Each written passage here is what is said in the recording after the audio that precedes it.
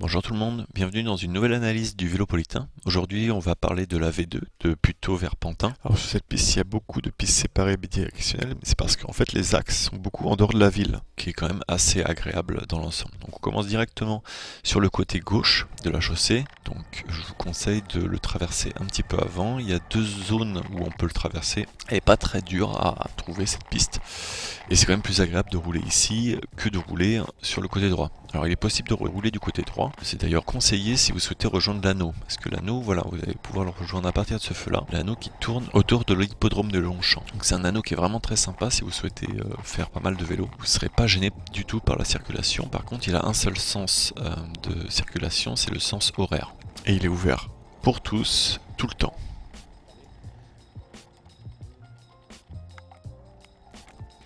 Donc c'est vraiment un bon endroit, là, cet anneau pour faire du vélo, je vous le conseille vraiment. En plus il y a une petite pente pour pouvoir s'amuser, forcer un petit peu. L'état de la route est vraiment en bon état, donc n'hésitez vraiment pas à aller faire un tour. Après je referai aussi une vidéo pour parler un petit peu de Vincennes, parce qu'il y a aussi un anneau, mais qui est quand même en moins bon état que celui-ci. Voilà, on continue sur le côté gauche. Là on a de la chance, on a la synchro des feux, donc on peut traverser directement. Alors là, j'attends que le feu passe au vert, mais il n'y a pas de voiture, voilà, et puis le feu est bien synchronisé par rapport aux voitures. Donc voilà, on continue. Là, arrivé à cet endroit-là, on va passer directement sur la gauche et on remonte. Et là, on continue toujours tout droit. C'est vraiment très simple dans le bois de Boulogne. On va traverser tout le bois de Boulogne comme ça. Ça dure quand même assez longtemps. Il y a une petite montée. Mais c'est très sympa ici pour se balader. Il y a plein de petits passages dans le parc, même si je préfère quand même Vincennes. Donc voilà, vous avez la piste aussi de l'autre côté.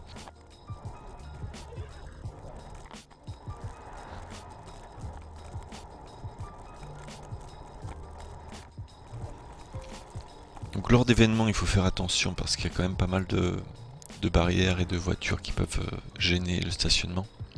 Gêner dans ce stationnement mal. C'est des événements qui arrivent assez souvent à côté de l'hippodrome de Longchamp justement. Donc il y a beaucoup de stationnement, beaucoup de gêne à cet endroit-là. Donc anticiper. Mais là on est séparé de la circulation, aucun problème. Et sur une très longue distance. Alors j'ai essayé de faire la V2 dans l'autre sens, de Pantin vers Puteaux. Le problème c'est que arrivé au milieu, après Saint-Lazare, elle est vraiment pas très bien indiquée. Et donc ça donne des situations vraiment pas très agréables. Je vais essayer de la refaire. Parce que là j'ai essayé de la faire, mais c'était pas exploitable. Ce sera pour une prochaine fois. Alors là on arrive au niveau de la place. Il va falloir tourner à gauche. Voilà. Tourner à gauche ici. Vous pouvez aussi tourner à gauche avant si vous souhaitez. Et là on va continuer toujours tout droit. Voilà, bien au milieu de la route. De toute manière c'est complètement fermé à la circulation. Et ensuite vous serrez par la droite pour pouvoir continuer. Donc là on a les petits boudins, attention aux piétons qui circulent ici.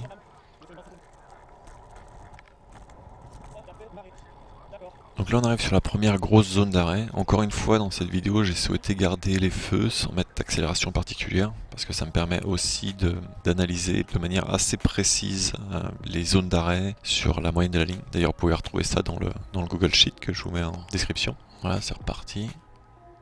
Et là c'est le début de la bande cyclable. Donc forcément on va pouvoir le remarquer tout de suite, des véhicules qui vont se stationner et utiliser la bande cyclable. Il faut faire attention.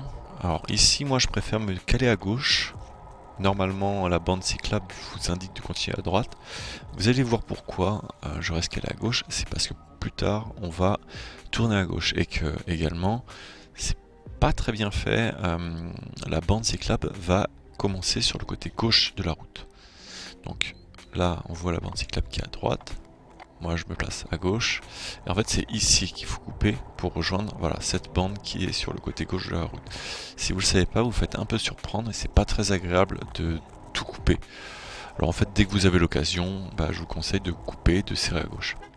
Alors ici on va tourner à gauche, à la prochaine intersection. attention voiture qui vous coupe la route. Voilà, on continue tout droit.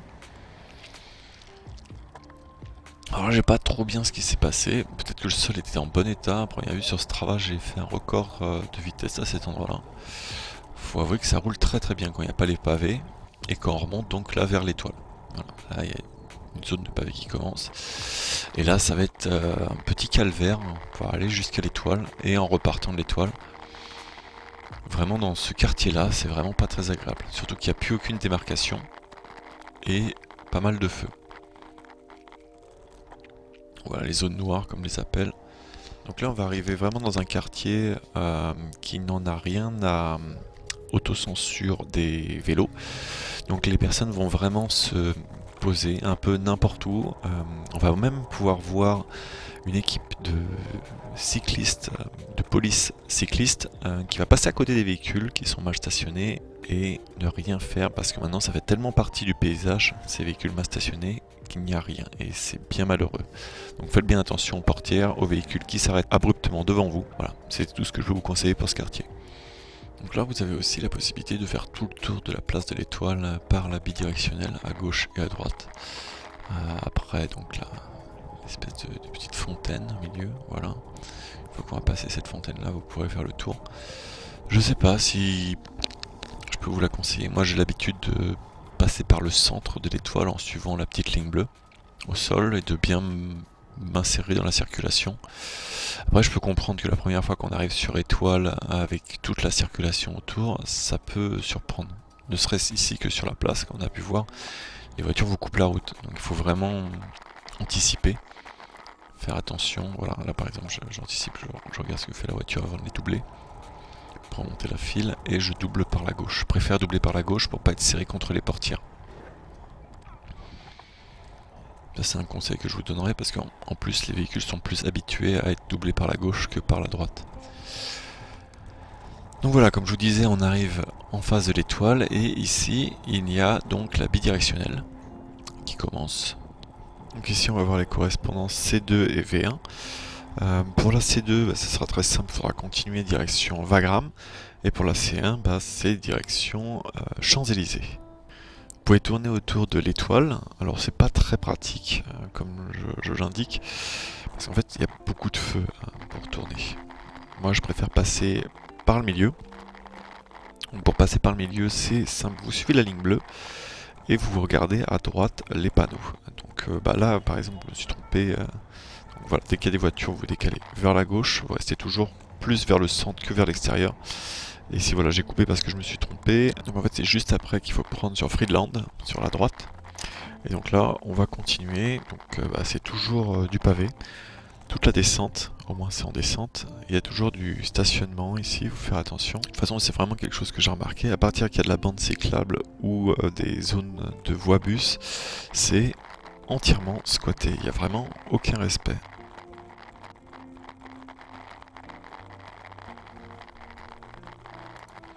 Donc ici je sais pas si c'est possible de vraiment passer par la droite, si c'est conseillé. J'ai l'impression que c'est plutôt des espaces piétonniers. Je vois des grands passages piétons. Donc je vous conseillerais pas de passer à droite. Voilà, on arrive sur la fin de zone travaux. Un petit endroit où ça va se calmer et on va tout de suite reprendre sur du pavé. On peut arriver sur le grand boulevard d'Haussmann.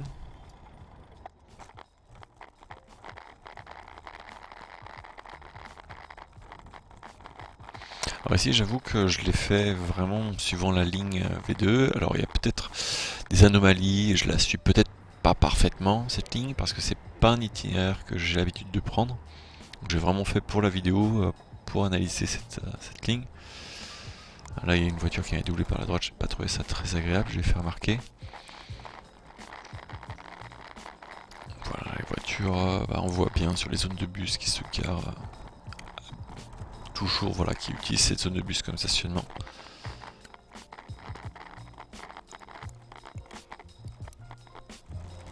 Donc là ce serait bien effectivement d'aménager des feux, céder le passage tout droit pour pouvoir continuer.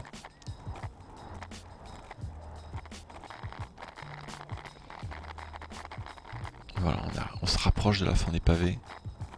Celui-là c'est vraiment pas agréable du tout. On va pas se mentir.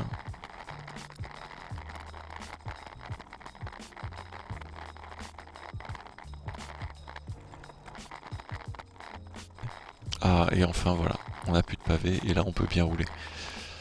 Et ça va être tranquille tout le long comme ça sur de la voie bus. Donc là rien de particulier à signaler, juste tenez bien votre droite.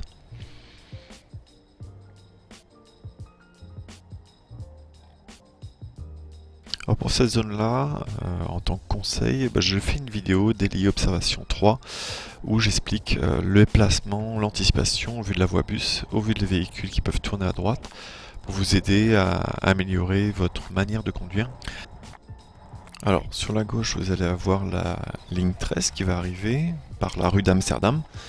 Donc il n'est pas possible de remonter par la gauche tout de suite, il faudra attendre la prochaine intersection pour remonter via la rue de Clichy.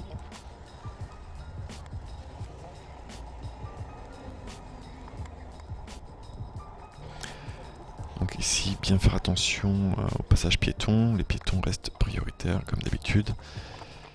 Donc voilà, ensuite vous avez, si vous passez par la droite au niveau de la rue de Chaussée-d'Antin, la possibilité de rejoindre la correspondance C1. Et par la gauche, si vous remontez par la rue de Clichy, vous pourrez aussi rejoindre la C2.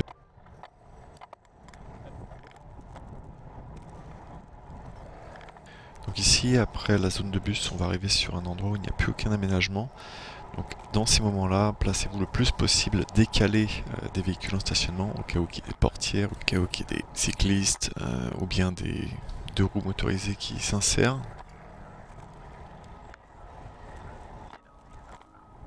Même si c'est une zone 30, hein, c'est pas très respecté au niveau de 30. On voit que je remonte difficilement les voitures, ça veut dire qu'elles roulent vraiment pas à 30. Hein.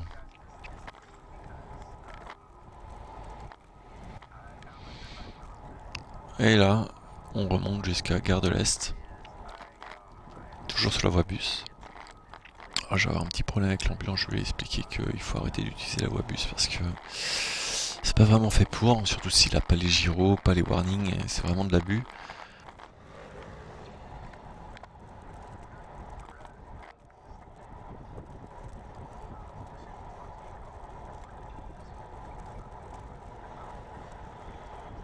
Voilà, il finit par me redoubler forcément. Pour quelques mètres, parce que voilà, je le redouble derrière. Donc là, faire attention aux scooters qui sont dessus, qui slalom à droite à gauche.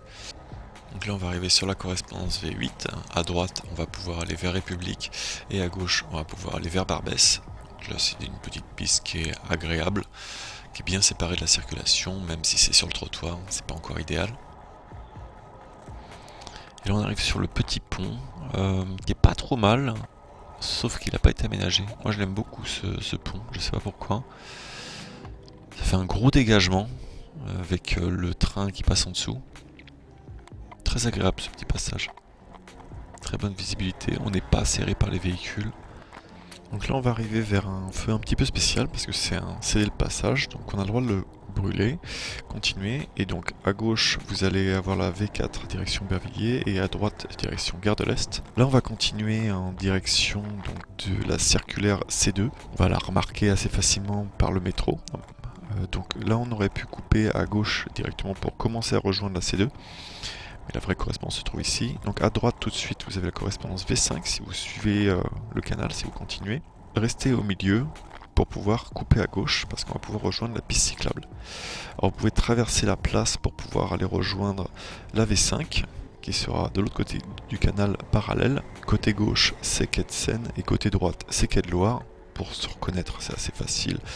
Quai de Seine c'est du côté de la Seine et quai de Loire c'est du côté de la Loire vers l'extérieur de Paris.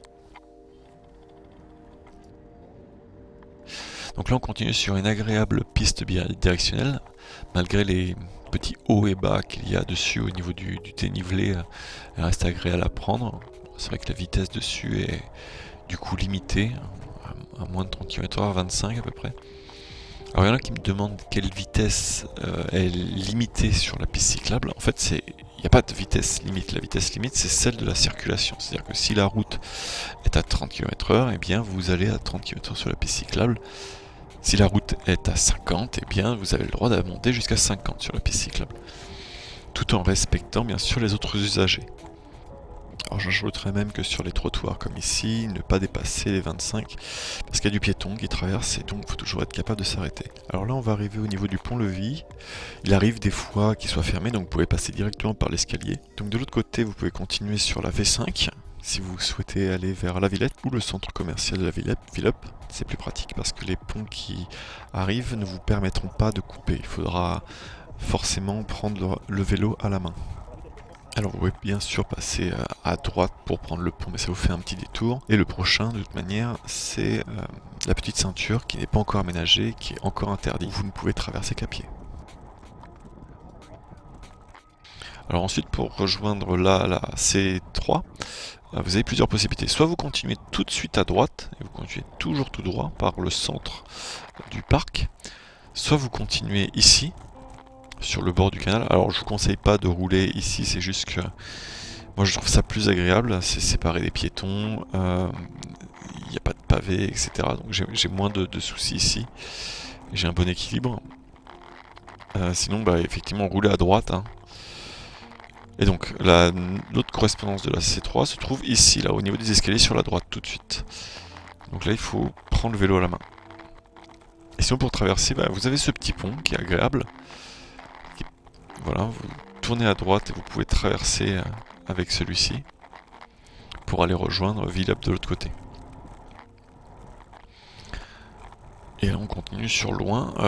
Alors là j'ai souhaité garder ce passage là et aller jusqu'au bout parce que en fait j'ai fait le comparatif et il y a un petit raccourci qui en fait rallonge de prime abord mais est plus rapide et en plus a une qualité meilleure de circulation.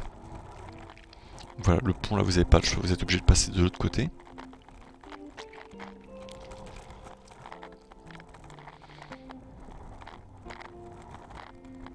Ici vous pouvez rejoindre cette super piste cyclable, voilà, à partir de là, qui est bien démarquée. Alors là vous pouvez continuer tout droit, mais moi je vous conseille de passer à gauche. Parce qu'à gauche en fait ça va être plus rapide. Là je l'ai vu avec ce vélo de course qui m'a dépassé. C'est que lui il continue tout droit. Et moi effectivement dans une autre vidéo, pour aller au bout de la ligne, pour commencer à filmer, j'avais déjà pris le raccourci, donc je me suis dit bon bah pourquoi pas vous le présenter en même temps, comme ça si vous avez un doute, si vous voulez savoir à quoi ça ressemble, eh bien vous avez la petite vidéo qui vous permet de voir à quoi ça ressemble sur le côté droit, et d'avoir le comparatif de vitesse avec le côté gauche. Et donc je peux vous confirmer que le côté gauche va vraiment plus vite. Et c'est plus agréable, sauf ici, voilà, où là il faut faire extrêmement attention aux racines, surtout que c'est très mal éclairé la nuit. Alors la nuit, peut-être préférer de l'autre côté, plus côté gauche. Et voilà. Donc là, on est de retour sur la piste, et là ça va continuer très loin jusqu'à Sevran et plus loin. C'est vraiment une piste qui est très agréable et que je vous conseille pour vous balader. Voilà, l'analyse de la V2 est terminée. J'espère que ça vous a plu. N'hésitez pas à vous faire vos retours, vos commentaires, c'est ce qui permet aussi d'améliorer la qualité de ces analyses. Et puis je vous dis à bientôt. Bonne route.